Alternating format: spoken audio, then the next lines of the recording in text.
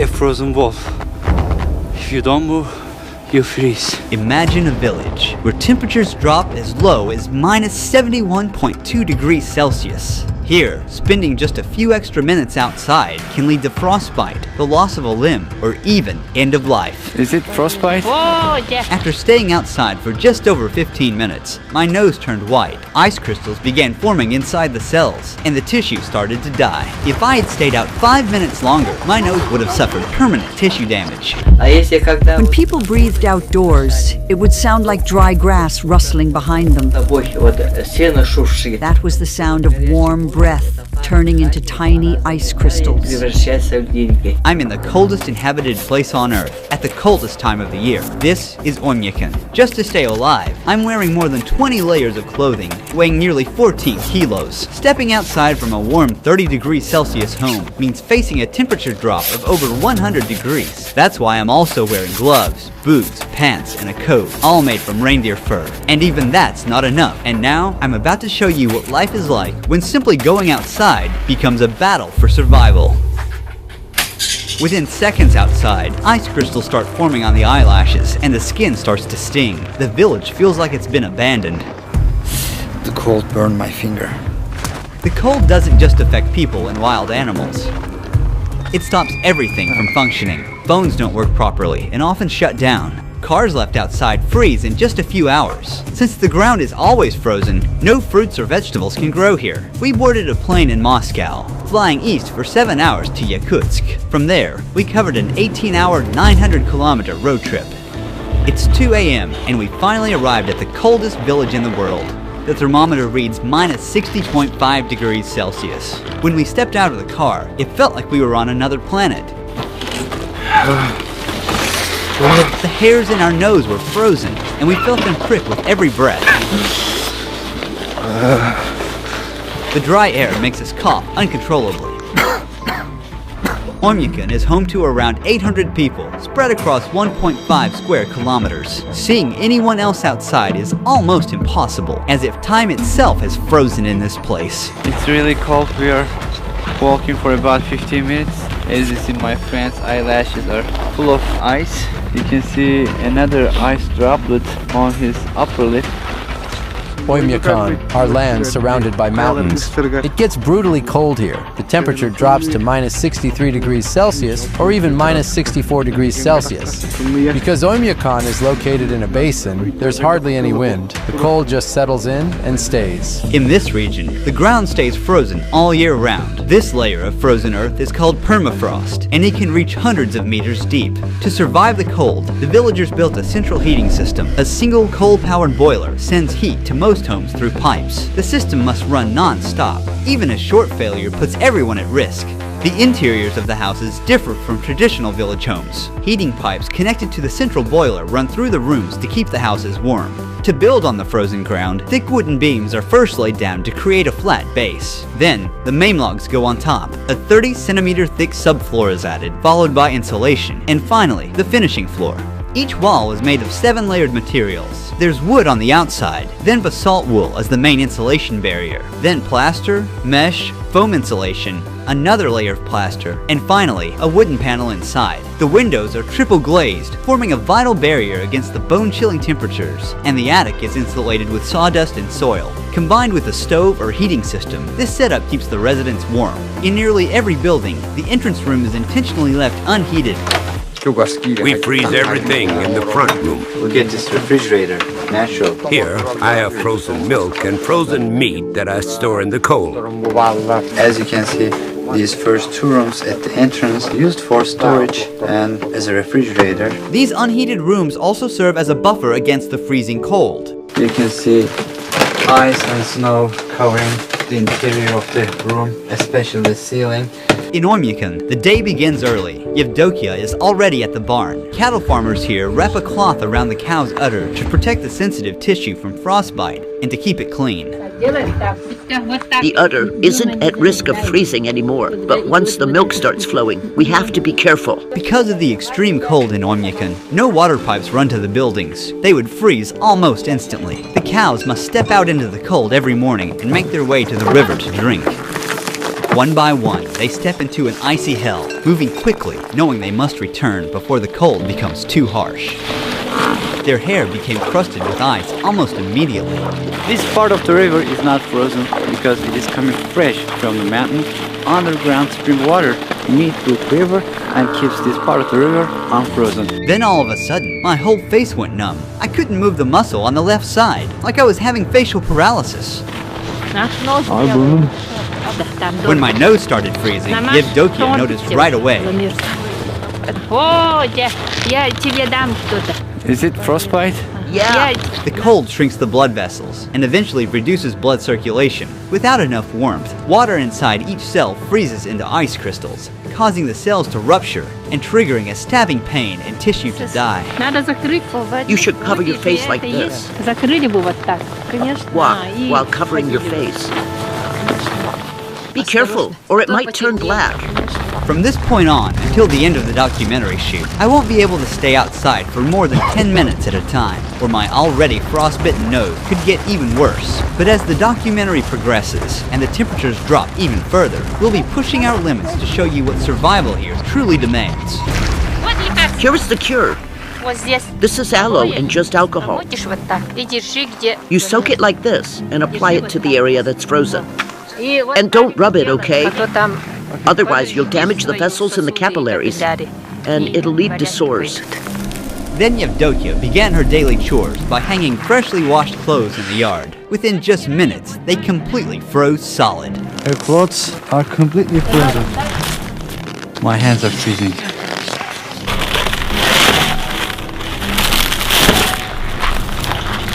After that, she headed into the barn to milk the cows. I keep Yakut cows because they produce really high-quality milk. The fat content can reach 7 to 8%. As you can see, there are some ice and snow covering the ceiling, but here is warm. The sides are also covered in snow. You can see some droplets from the ceiling. That is because of the humidity. The air is thick with the smell of hay, warm milk, and livestock. Now we are going to meet a horse master. We're about to see the wild Yakutian horses in their natural habitat. Mikhail, Ruhi. here are the Yakut horses. The conditions here are so harsh that only they have been able to adapt. What is the temperature today? It's somewhere around minus 50 degrees Celsius here. It's also hard to be outside for a long time. We have a system of fences in the open area. They mostly graze freely.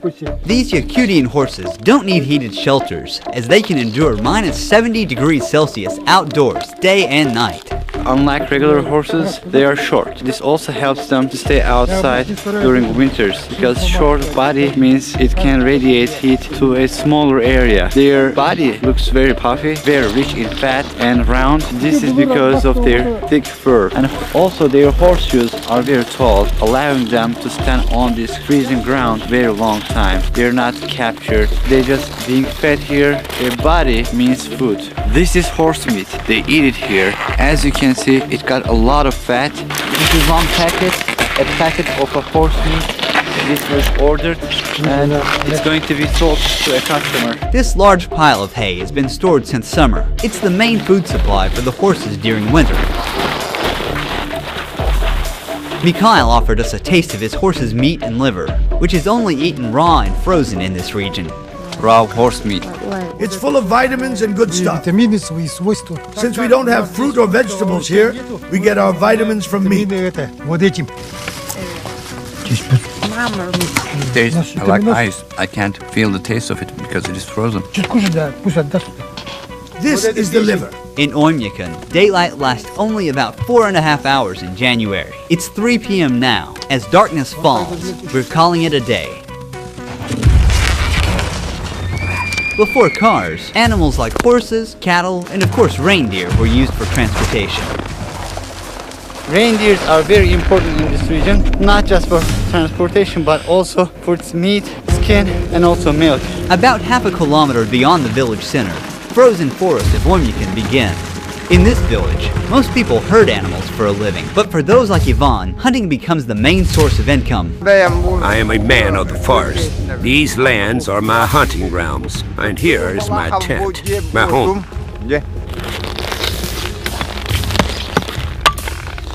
He's making fire now. We need this fire because it is too cold here.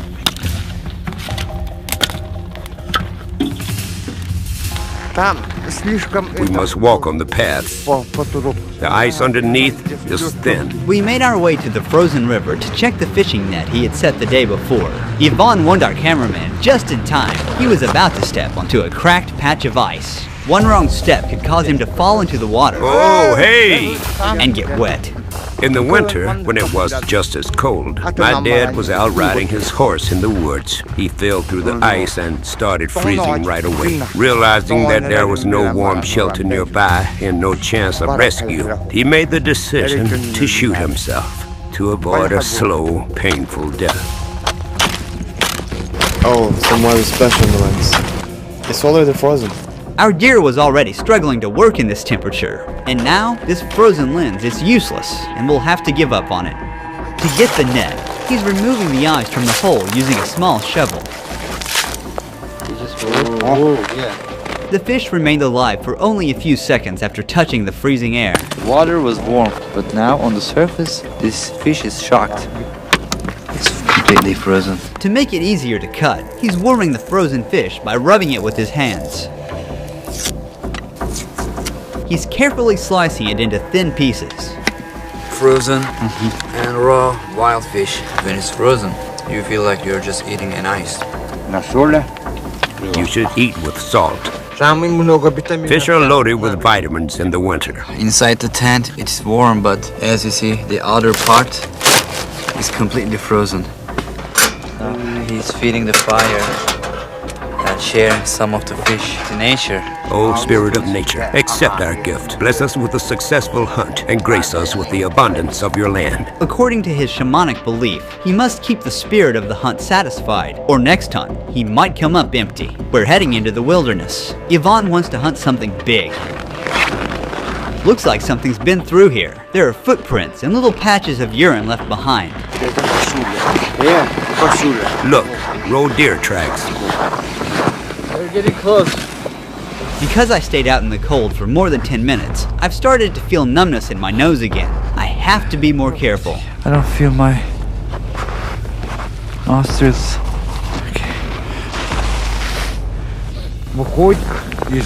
From that side, it ran towards the forest. That's where I'll set the trap. He hopes to catch a large animal. The hunter knows the animal follows the same path every day, so he's placing the trap along his daily route. He's covering the trap with snow. He's using a dog's tail to remove the traces smoothly.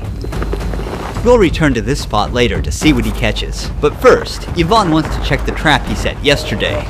He scans the snowy landscape carefully. Everything here is like a book to me. When the snow falls, I track how many animals there are by their footprints. I already know how many animals live in this area. The Saka are a Turkic people who migrated from Central Asia, and I'm from Turkey, a country whose roots also trace back to the same region. Before we continue with the documentary, I'd like to thank the sponsor of this project and explore how closely I'm connected to these people. I received this at-home DNA testing kit from this project sponsor, MyHeritage, to discover my real ethnicity. It's super easy to use. The kit comes with a swab. All I have to do is rub it inside my cheek for about a minute, then I'm placing it in a vial, snapping it at the black line, I'm packing everything up and sending it to return address. In about 4 weeks, my results will be ready online and I can't wait to learn my roots. Finally, the day has come. I got an email from MyHeritage. Let's see what my DNA says. To be perfectly honest with you, I have no idea what to expect. 47.3% Greek and Albanian. It's almost half. I always knew that my grandma was from Albania, and now I have no doubt. Then there is 40.5% Turkish and 4.7% South Italy. My roots stretch all the way to Central Asia, it is 3.4%. This is where Turkic people originally come from. Then there are more slices of other ethnicities. MyHeritage can even pinpoint the exact locations my Turkish ancestors came from. When I click here, I can see my DNA matches. Here is someone who shares 4% of my DNA. I don't recognize this person, but he is listed as my parents' first cousin. I also have second and third cousins here. Actually, more than 1,600 DNA relatives. Finding out all this was so amazing. Huge thanks to MyHeritage for sponsoring this video. If you want to discover your own ethnicity, make sure to click the link in the description box or scan the QR code. Use the code RUHI29 to get your DNA kit for just $29, euros or pounds. That's a huge 67% discount, the lowest price ever offered. The DNA kits can be shipped worldwide except Turkey, Brazil and France. However, everyone can still build and track their own family tree using MyHeritage's family tree feature, which comes with a 14-day free trial. MyHeritage matches your family tree with 34 billion records and millions of family trees to find new discoveries for you. Let's get back to the video now. There it is, lying on the snow. A solid catch. You got a hare. A very big one. Quite enough for all of us to eat. It wasn't the trap that killed it. The freezing cold did as he lay there, stuck and helpless. So, the nature has no joke here. This trap is smaller than the one we set today. I'm curious to see what the next catch will be. But for now, there will be meat on the fire tonight. In Oymyakon, there are a lot of hares. During the war, it was actually because of hunting hares that our people survived. Tamara cooked the hare and prepared a dinner table at her house. It doesn't have any fat in it. It's a very lean meat. Some of the upcoming scenes were among the hardest to capture. Thanks to the help of the Ulangovs, the leading YouTube channel on rural Russia, we were able to make it happen. At the first light of morning, we come across something unexpected near the house. A giant snake sculpture. It's entirely made of cow waste, weighing more than 360 kilograms. It was built by a local farmer. The region's sub-zero climate also makes plumbing systems inoperable. If water pipes were installed, the water inside would freeze almost instantly. Instead, residents meet their needs, such as washing their hands from water they had previously stored in tanks. Our sink is old. There's a bucket underneath to catch the water. When it fills up, we just take it outside and dump it. Once again, the absence of plumbing infrastructure means that houses have no indoor showers or toilets. Instead, these essential facilities are built in the gardens, inside unheated cabins. The lack of a sewage system means that human waste remains where it is accumulated. Since waste freezes instantly upon exposure to the air, it often accumulates into frozen columns, sometimes reaching up to 1 or 2 meters in height before eventually being broken down. When someone has to use the bathroom, they need to put on a lot of clothes, and they must be fast to not get frozen. Using these toilets is never a pleasant experience, but this one is different. It's heated, but the problem with it cannot be ventilated as the cold disrupts the heating system. This type of toilet is still preferred to be protected from the cold, despite the unpleasant odor that accumulates inside. To bathe, cook, wash dishes, or simply drink, clean water is essential, but getting it is a whole other process that takes a lot of effort. People here collect blocks of river ice and melt them to get fresh water for daily use. Right now you're looking at a vast white blanket of snow, but under, there's a frozen river, the only source of water. He's using a chisel to cut into the thick ice. You have to work quickly if it's cold. Otherwise you'll freeze. As we carve out solid blocks one after another, we lift them and place them onto the sled.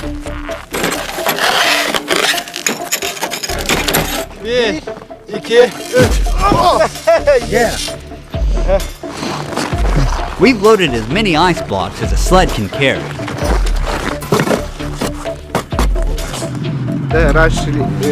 Our ancestors used to transport ice with oxen.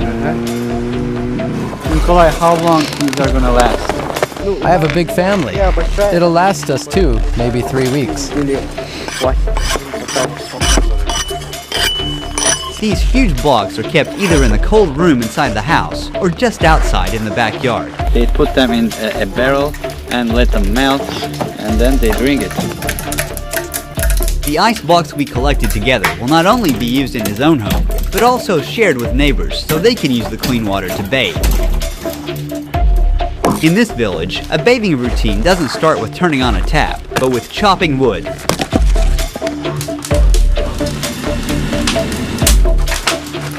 The boy is grabbing a large chunk of ice given by Nikolai, and he's bringing it inside. Our grandparents take baths for 2 hours. We usually stay for about an hour and a half. How long does it take for you to complete your bath? The whole process takes around 4 or 5 hours. We bathe once a week on Saturday or Sunday. The next step is to turn frozen shampoo into liquid near the stove. They're rinsing themselves using a ladle. When they finish, they're dressing quickly as they'll step outside from 60 degrees Celsius to minus 54 degrees Celsius, a difference of 114 degrees Celsius. After their weekly bath ritual ends, the next morning begins early. It's 7:30 a.m. and children are waking up to a freezing cold morning, still pitch black outside. Thanks to this simple indoor tank, the kids can wash their faces and brush their teeth in the warmth of the house.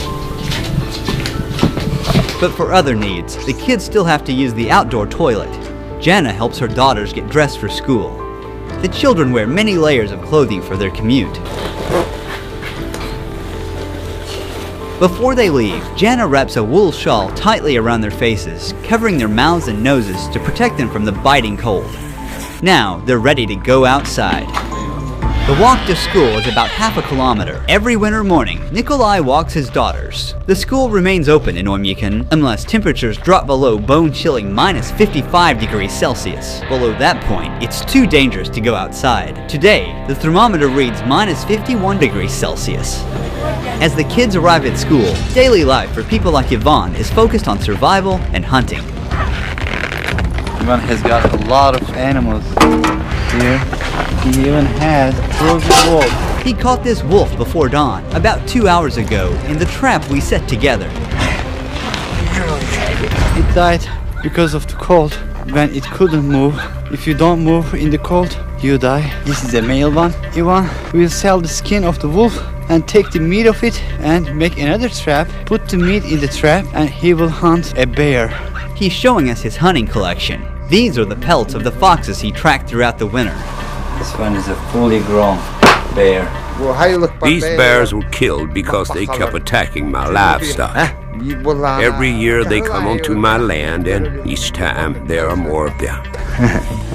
The cold in Oymyakon is so extreme, even the most durable vehicles would fail without proper preparation. If a vehicle is left outside for even a few hours without the engine running, it completely freezes and won't start again without a full defrosting process. How are you planning to unfreeze your car? We'll use a jet heater. We're not sure if it'll start. Every part is frozen solid. Metal, fuel, oil, even the battery. They start by brushing off the heavy snow that's built up on the car. The tire has turned solid like a rock. It was minus 56 degrees Celsius outside. The tire's gone flat, not because of a leak, but because cold temperatures cause the air molecules inside to shrink. They are going to install this to heat the vehicle. We try to close it tightly so that the warm air does not escape out, but stays inside.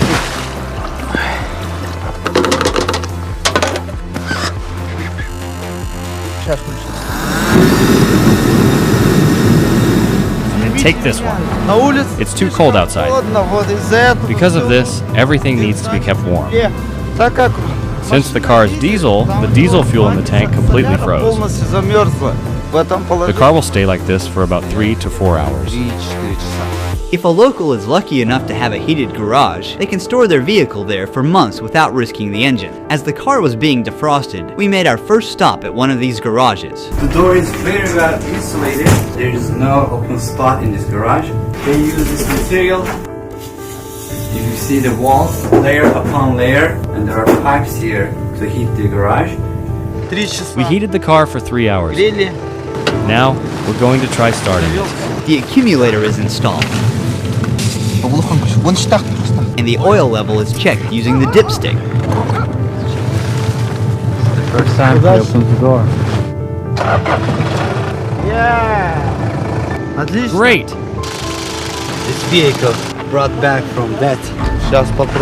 Now we'll try to leave the place. In Oymyakon, survival isn't about conquering nature, but about living in harmony with it. Guided by ancient shamanic wisdom, the Yakut people don't fight the cold, they respect it and endure within its rules.